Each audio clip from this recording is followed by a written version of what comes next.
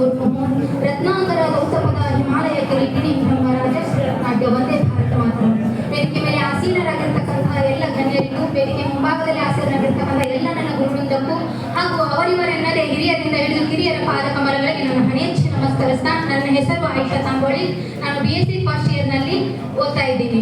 ಇವತ್ತಿನ ದಿನ ಗುರು ಶಿಕ್ಷಕರ ದಿನಾಚರಣೆ. ಸೊ ಹಾಗಾಗಿ ಮೊದಲನೇದಾಗಿ ನನ್ನ ಎಲ್ಲ ಶಿಕ್ಷಕರಿಗೂ ಕೂಡ ಶಿಕ್ಷಕರ ದಿನಾಚರಣೆ ಹಾರ್ದಿಕ ಶುಭಾಶಯಗಳು. ಗುರು ಅಂತ ಅಂದ್ರೆ ಏನು? ಗು ಅಂತ ಅಂದ್ರೆ ಕತ್ತಲು, ರು ಅಂತ ಅಂದ್ರೆ ಅಳಿಸುವುದು. ಕತ್ತಲನ್ನ ಅಳಿಸಿ ಅಜ್ಞಾನದಿಂದ ಜ್ಞಾನದ ಕಡೆಗೆ ನಮ್ಮ ಬಾಳನ್ನ ಬೆಳಕಿನತ್ತ ಒಯ್ಯುವಂತಹ ದೀವಿಗೆ ಅಂತ ಅಂದ್ರೆ ಅದು ಶಿಕ್ಷಕ ಅಂತ ಅರ್ಥ. ಸೊ ಹಾಗಾಗಿ ನಮ್ಮೆಲ್ಲರ ಜೀವನದಲ್ಲಿಯೂ ಕೂಡ ಶಿಕ್ಷಕ ಅನ್ನುವಂತಹ ಪಾತ್ರ ಇದೆಯಲ್ಲ, ಅದು ಮಹತ್ತರವಾದಂತಹ ಒಂದು ಕಾರ್ಯವನ್ನ ನಿರ್ವಹಿಸ್ತಾ ಬಂದಿದೆ. ಒಂದು ಕಡೆ ತುಳಸಿದಾಸರು ಹೇಳ್ತಾರೆ, ಗುರುವಿನ ಬಗ್ಗೆ ವರ್ಣನೆ ಮಾಡ್ಲಿಕ್ಕೆ ಆಗೋದಿಲ್ಲ. ಯಾಕಂತ ಅಂದ್ರೆ ಒಂದ್ ಕಡೆ ತುಳಸಿದಾಸರು ಬರ್ತಾ ಹೋಗ್ತಾರ ಏನಂತ, सागर का पानी लेकर दुआ बनकर सारा घुमन को कागज लेकर गुरु का वर्णन करने लगे तो नहीं सकता ಅಂತ. ಅರ್ಥಾತ್ ಇಡೀ ಸಪ್ತ ಸಾಗರದ ನೀರನ್ನ ಮಸಿಯನ್ನಾಗಿಸಿಕೊಂಡು ಇಡೀ ಭೂಮಂಡಲವನ್ನೇ ಕಾಗದವನ್ನಾಗಿಸಿಕೊಂಡು ಗುರುವಿನ ಬಗ್ಗೆ ಬರಿತಾ ಹೋದ್ರು ಕೂಡ ಇನ್ನೂ ವಿಚಾರ ಉಳಿತೆ. ಅಷ್ಟು ಶ್ರೇಷ್ಠ ವ್ಯಕ್ತಿ ಅಂತ ಅಂದ್ರೆ ಅದು ಗುರು ಅಂತ ಅರ್ಥ. ಸೊ ಹಾಗಾಗಿ ನಾವೆಲ್ಲರೂ ಕೂಡ ಇಂತಹ ಗುರುವೃಂದವನ್ನ ಪಡ್ಕೊಂಡಿದ್ದೀವಿ ಅಂತ ಅಂದ್ರೆ ಜೀವನದಲ್ಲಿ ಬಹಳಷ್ಟು ಪುಣ್ಯ ಮಾಡಿ ಬಂದಿದ್ದೀವಿ.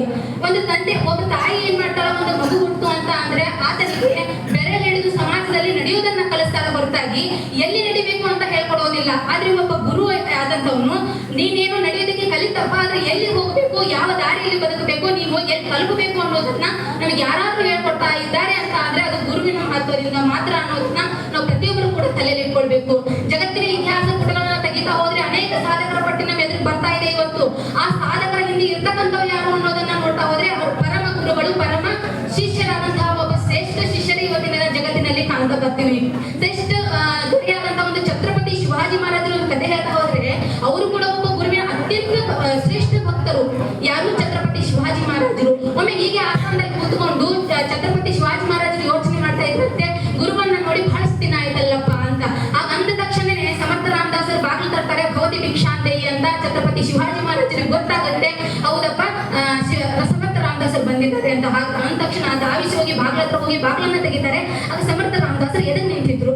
ಆಗ ಸಮರ್ಥ ರಾಮದಾಸರು ಛತ್ರಪತಿ ಶಿವಾಜಿ ಮಹಾರಾಜರನ್ನ ನೋಡಿ ಭಿಕ್ಷೆ ಇಲ್ಲಿ ಅಂತ ಕೇಳ್ತಾರೆ. ನೋಡಿ, ಸಾಕ್ಷಾತ್ ಛತ್ರಪತಿನೇ ಕಣ್ಮದೆ ನಿಂತಿದ್ದಾನೆ, ಆದ್ರೂ ಕೂಡ ಸಮರ್ಥ ರಾಮದಾಸರು ಕೇಳ್ತಾರೆ ಭಿಕ್ಷೆ ಇಲ್ಲಿ ಅಂತ.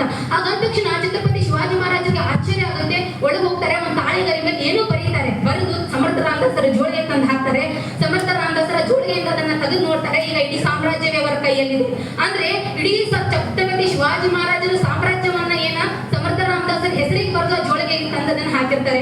ಆ ಜಾಗದಲ್ಲಿ ಬೇರೆ ಯಾರಾದ್ರೂ ಆಗಿದ್ರು ಕೂಡ ಇಂಥ ಶಿಕ್ಷಣನ ಪಡೆದಿದ್ದು ಸಾರ್ಥಕವಾಯ್ತು ಬಿಡಪ್ಪ ಅಂತ ಹೇಳಿ ಖುಷಿ ಪಡ್ತಿದ್ರೇನೋ, ಹೆಮ್ಮೆ ಪಡ್ತಿದ್ರೇನೋ. ಆದ್ರೆ ಸಮರ್ಥ ರಾಮದಾಸರ ಎಂದಿಗೂ ಕೂಡ ಮಾಡಲಿಲ್ಲ. ಯಾವಾಗ ಇಡೀ ಸಾಮ್ರಾಜ್ಯ ಅವರ ಕೈಯಲ್ಲಿದೆ ಅಂತ ಗೊತ್ತಾಯ್ತು, ಆಗ ಆ ತಾಳಿಗರಿಯನ್ನ ಮಡಿಚಿ ಒಬ್ಬ ಛತ್ರಪತಿ ಶಿವಾಜಿ ಮಹಾರಾಜ ಕೈಯಲ್ಲಿಟ್ಟು ಹೇಳ್ತಾರೆ, ಯೋಚನೆ ಮಾಡಿ ಒಬ್ಬ ಗುರು ನೀಡ್ತಕ್ಕಂಥ ಆದರ್ಶ ಯಾವ ರೀತಿ ಇರುತ್ತೆ ಅಂತ ಅಂದ್ರೆ, ಯಾವಾಗ ಇಡೀ ಸಾಮ್ರಾಜ್ಯ ಅವರ ಕೈಯಲ್ಲಿದೆ ಅಂತ ಗೊತ್ತಾಯ್ತು, ಆಗ ಆ ತಾಳಿಗರಿಯನ್ನ ಮಡಿಚಿ ಒಬ್ಬ ಛತ್ರಪತಿ ಶಿವಾಜಿ ಮಹಾರಾಜರ ಕೈಯಲ್ಲಿಟ್ಟು ಹೇಳ್ತಾರೆ, ನೋಡು ಮಗು ಶೋಭಾ, ಇನ್ನು ಮುಂದೆ ಇದು ನಿನ್ನ ರಾಜ್ಯ ಅಲ್ಲ, ನನ್ನ ರಾಜ್ಯ. ನನ್ನ ರಾಜ್ಯವನ್ನ ಚೆನ್ನಾಗಿ ನೋಡ್ಕೊ ಹೋಗುವಂತ ಆದರ್ಶ ಕೊಟ್ಟರು. ಏನಾಗಾದ ಆದರ್ಶವೇ ಗುರುಗಳು ಶಿಷ್ಯನಿಗೆ ನೀಡಿದ್ದು. ನಿಜಕ್ಕೂ ಕೂಡ ಇಂತಹ ಗುರು ಶಿಷ್ಯ ಅಂದ್ರೆ ನಮಗೆಲ್ಲರಿಗೂ ಕೂಡ ಪ್ರೇರಣೆ ಆಗಬೇಕು ಅಂತ. ಅಷ್ಟೇ ಅಲ್ಲ, ಸ್ವಾಮಿ ವಿವೇಕಾನಂದರು ಒಂದ್ ಕಡೆ ದೇಶವನ್ನ ಪ್ರೇರಣೆ ಮಾಡಬೇಕು, ಕನಸಿನ ಭಾರತವನ್ನ ನಿರ್ಮಾಣ ಮಾಡಬೇಕು ಅಂತ ಇಡೀ ಯುವ ಜನತೆಗೆ ಪ್ರೇರಣೆಯನ್ನು ನೀಡ್ತಾ ಹೋಗ್ತಾರೆ. ಆದ್ರೆ ಅವ್ರು ಹೇಳ್ತಾರೆ, ಕುದಿಯದ ರಕ್ತವೇ ಅಲ್ಲ, ಬಡಿಯದ ಹೃದಯವೇ ಅಲ್ಲ, ದೇಶಕ್ಕಾಗಿ ಬಾಳದ ಬದುಕಿ ಅಲ್ಲ, ನರಕವದು ಅಂತ. ಅಂದ್ರೆ ದೇಶಕ್ಕಾಗಿ ಬದುಕಲಿಲ್ಲ ಅಂದ್ರೆ ಬದುಕು ಸಹ ನರಕ ಅಂತ ವಿವೇಕಾನಂದರು ಹೇಳ್ಕೊಟ್ಟು ಹೋದ್ರು. ಯೌವನ ಅನ್ನೋದು ವಯಸ್ಸಿಗಲ್ಲ, ಆತ್ಮಸ್ಥೈರ್ಯಕ್ಕೆ ಯೌವನ ಅನ್ನೋದು ಬರುದು ಅಂತ ವಿವೇಕಾನಂದ ಹೇಳ್ತಾರೆ. ಈ ವ್ಯಕ್ತಿ ಬದುಕಿದ್ದು ಕೆಲವೇ ವರ್ಷಗಳಾದ್ರೂ ಕೂಡ ಇವತ್ತಿಗೂ ಕೂಡ ಇಡೀ ಸಮಾಜ ಅವ್ರನ್ನ ನೆನೆಸ್ಕೊಳ್ತಾ ಇದೆ ಅಂತ ಅಂದ್ರೆ ಯೋಚನೆ ಮಾಡಬೇಕಾಗಿದೆ. ಆತನ ಹಿಂದೆ ಇರ್ತಕ್ಕಂತಹ ವ್ಯಕ್ತಿಯ ಪ್ರೇರಣೆ ಯಾವ ರೀತಿ ಇತ್ತು ಅಂತ. ರಾಮಕೃಷ್ಣ ಪರಮಹಂಸರು ಸ್ವಾಮಿ ವಿವೇಕಾನಂದರ ಜೀವನದಲ್ಲಿ ಒಂದು ಬೆನ್ನೆಲುಬಾಗಿ ನಿಂತಿದ್ರು.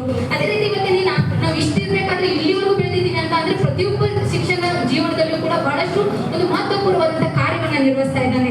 ಸೊ ಹಾಗಾಗಿ ನಾವೆಲ್ಲರೂ ಕೂಡ ಒಂದು ಗುರುವಿಗೆ ನಮನವನ್ನ ಸಲ್ಲಿಸೋದಾದ್ರೆ ನಾನೊಂದು ವಿಚಾರವನ್ನ ಹೇಳ್ತೀನಿ, ದಯವಿಟ್ಟು ನಿಮ್ಮ ಗುರುಗಳಿಗೆ ಅದು ಯಾರೇ ಆಗಿರಲಿ ಅವ್ರಿಗೆಲ್ಲರಿಗೂ ಕೂಡ ತಿಳಿಸಿ, ಓ ಗುರುವೇ, ನಮಿಬೇಕು ನಿನ್ನ ಚಲನಕ್ಕೆ. ಕೋಟಿ ಶಿಷ್ಯರನ್ನು ಸೃಷ್ಟಿ ಮಾಡಿದ ದಿವ್ಯ ಶಿಲ್ಪಿ ನೀನು, ನಿಮ್ಮ ಬೋಧನೆಯಿಂದ ಪಳಗಿದ ಕಿರುಮೂರ್ತಿ ನಾನು. ಅತ್ತಾಗ ಕಣ್ಣೊರಿಸಿ, ಸೋತಾಗ ಧೈರ್ಯವನ್ನುಣಿಸಿ, ಬಿದ್ದಾಗ ಕೈ ಹಿಡಿದು ನಡೆಸಿದವನು, ಆಗಾಗ ತಂದೆಯಾಗುವನು, ತಾಯಿಯಾಗುವನು, ಯಾವತ್ತಿಗೂ ಕೂಡ ವಿದ್ಯೆಗೆ ಕೊರತೆ ಮಾಡಿದವನು, ಈ ಈ ನನ್ನ ಗುರು. ತನ್ನೆಲ್ಲ ಕಷ್ಟಗಳನ್ನ ಬದಿಗೊತ್ತಿ ನಮಗಾಗಿ ಬದುಕನ್ನು ದುಡುವ ಕರ್ಣ ನಿಮ್ಮನ್ನು ಈ ನನ್ನ ಗುರು. ದೇವರೆದುರು ನಿಂತು ಕಷ್ಟಗಳನ್ನ ದೂರ ಮಾಡು ಎಂದು ಕೇಳಿಲ್ಲ, ಯಾಕಂದ್ರೆ ನನ್ನೆಲ್ಲ ಕಷ್ಟಗಳಿಗೂ ಪರಿಹಾರ ನೀಡುವನು ಈ ನನ್ನ ಗುರು. ಜೀವನದಲ್ಲಿ ನಾವು ಏನೇ ತಪ್ಪು ಮಾಡಿದ್ರು ಕೂಡ ತೀಡಿ ಇವತ್ತಿನ ನಮ್ಮನ್ನ ಬೆಳೆಸ್ತಾ ಇದ್ದಾರೆ ಅಂತ ಅಂದ್ರೆ ನನ್ನ ಪ್ರೀತಿಸೋರ ಎದುರು ಬೆಳೆಯುವಂತೆ ಮಾಡಿದ, ನನ್ನ ಬೀಳ್ಸೋರ ಎದುರು ಬೆಳೆಯುವಂತೆ ಮಾಡಿದಂತಹ ಈ ನನ್ನ ಗುರುವಿಗೆ ನಾನು ಯಾವತ್ತಿಗೂ ಕೂಡ ಚಿರಋಣಿಯಾಗಿರ್ತೀನಿ. ಸಾಯೋವರೆಗೂ ನಿಮ್ ಸೇವೆ ಮಾಡಿದ್ರು ನಿಮ್ ಋಣ ತೀರ್ಸಕ್ಕಾಗಲ್ಲ. ನಾನು ನಿಮಗಿಂತ ಅದೆಷ್ಟು ಅಡಿ ಉದ್ದ ಬೆಳೆದು ನಿಮ್ ಪಾದಕ್ಕೆ ಸಮನಾಗಕ್ಕಾಗಲ್ಲ. ಜೀವನದಲ್ಲಿ ನಾನು ಏನೇ ಇದ್ರು ಕೂಡ ಅದೆಲ್ಲವೂ ಕೂಡ ನಿಮ್ಮಿಂದನೇ. ಸೊ ಹಾಗಾಗಿ ಈ ವೇದಿಕೆ ಮುಖಾಂತರ ಆ ಗುರುವಿಗೆ ಒಂದು ಧನ್ಯವಾದಗಳನ್ನು ಹೇಳಿಕೆ ಅವಕಾಶ ಮಾಡಿಕೊಟ್ಟಂತ ನಿಮ್ಗೆಲ್ಲರಿಗೂ ಕೂಡ ತುಂಬ ಹೃದಯದ ಧನ್ಯವಾದಗಳು.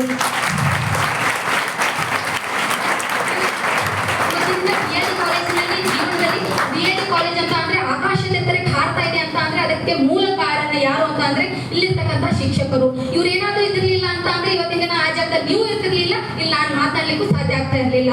ಆದ್ರೆ ಜೀವನದಲ್ಲಿ ಒಂದು ಮಹತ್ತರವಾದಂತಹ ಕಾರ್ಯವನ್ನ ನಿರ್ವಹಿಸಿ BLT ಕಾಲೇಜನ್ನ ಬೆಳೆಸಿ ಮುಂದೆ ಸಾಗಿಸ್ತಕ್ಕಂಥ ಈ ಒಂದು ಗುರುಗಳಿಗೆ ಹೇಳೋದಂದ್ರೆ thank you so much for being my inspiration to do my best in the society ಅಂತ ಹೇಳ್ತಾ ನನ್ನ ವಿಚಾರಗಳಿಗೆ ಮತ್ತೆ ನಾನು ಏನೋ ಒಂದು ಅನ್ಕೊಂಡಿದ್ದೀನಿ ಅದನ್ನು ಹೇಳಿಕ್ಕೆ ಅವಕಾಶ ಮಾಡಿಕೊಟ್ಟಿರ್ತಕ್ಕಂಥ ತಮ್ಮೆಲ್ಲರಿಗೂ ಕೂಡ ಪೂರ್ವವಾದಂತಹ ಧನ್ಯವಾದಗಳನ್ನ ಅರ್ಪಿಸ್ತಾ, ದಯವಿಟ್ಟು ಮಾತನಾಡುವಲ್ಲಿ ಏನಾದರೂ ತಪ್ಪಾಗಿದ್ರೆ ಮತ್ತೊಮ್ಮೆ ನಿಮ್ಮಲ್ಲಿ ಕ್ಷಮೆ ಕೇಳ್ತಾ ಇದ್ದೀನಿ. ನನ್ನ ಮಾತುಗಳಿಗೆ ವಿರಾಮನ ಹೇಳಿಕ್ಕೆ ಇಷ್ಟಪಡ್ತೀನಿ. ನನ್ನ ವಿಚಾರಗಳಿಗೆಲ್ಲ ಜೈ ಹಿಂದ್, ವಂದೇ ಮಾತರಂ. Thank you.